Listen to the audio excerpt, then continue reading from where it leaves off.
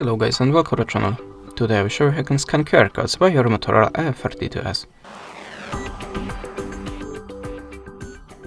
So at the start, open the camera app and go to the settings. Slide down and make sure that Google Lens feature is enabled. If not, just switch it on. Now just go back to the camera and tap on this little icon. This is a Google Lens. Now tap on the open camera and add a permission. Allow a permission to the files and just show the QR code to your device. You can see the address on the QR code appears and we can go to this website directly from the camera. And it's worked perfect.